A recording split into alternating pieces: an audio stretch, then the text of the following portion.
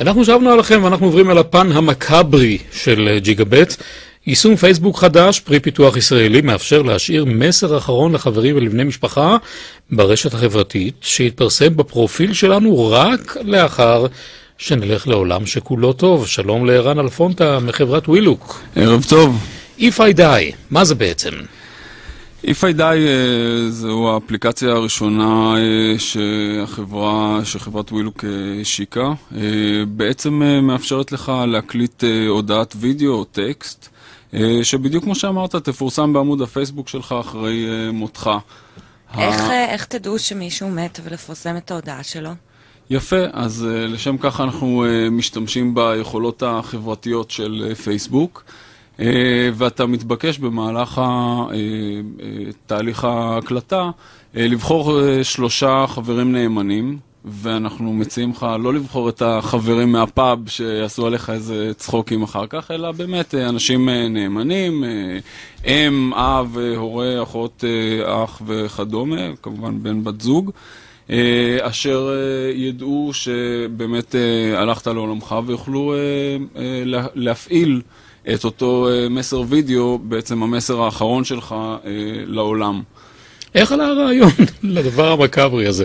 כן, אני שמעתי אותך משתמש כמה פעמים במילה מקאברי. פעמיים בינתיים. באמת התלבטנו לא מעט, באמת איך להציג או להגיש כזה דבר למשתמשים, במיוחד בעולם הפייסבוק, עם כל הפארמוויל והאנגרי בירדס וכולי, בעצם איך להביא משהו אחר, משהו באמת שהוא עונה על צורך בחיים האמיתיים, ועם הגבולות המטשטשים בין החיים האמיתיים והחיים... מאיפה הרעיון?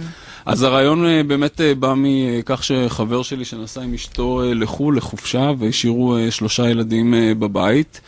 כמעט עברו תאונת דרכים, ואחרי שהם ככה נרגעו וכולי, הם באו אליי ואמרו לי, תשמע ערן, חייבים לעשות איזה משהו שנוכל להקליט בו את עצמנו בווידאו, שאם קורה לנו משהו, הילדים שלנו יקבלו מאיתנו מסרים ערכיים, חשובים, ועוד כל מיני טיפים שחשוב לנו לתת להם.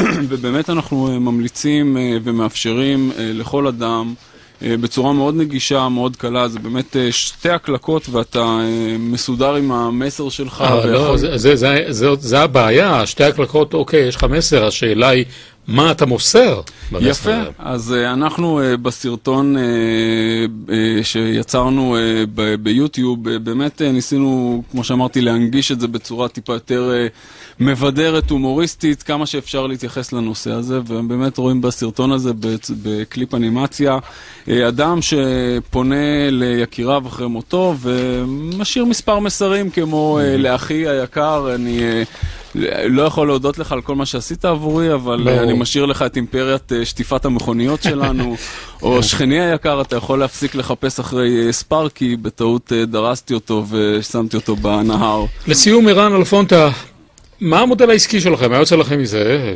חוץ מלעשות טוב לאנשים. אנחנו בונים, כמובן השימוש באפליקציה כיום הוא בחינם, ואנחנו בונים עולם שלם של שירותי פרימיום שהתווספו או למשל שריפת הגופה? לא, דווקא בנושא הנכסים הדיגיטליים שלך, כלומר יכולת באמת להשאיר מסרים אישיים ומיועדים לאדם מסוים. עם תיקוף חוקי? אנחנו באמת רואים שהטכנולוגיה היום מקדימה את הרגולציה, אבל אולי יום אחד, ואני די בטוח שזה יקרה, יהיה לזה גם תוקף חוקי. תחשבו, יותר קל לזייף נייר של צוואה מאשר סרטון וידאו בקולך, בפניך.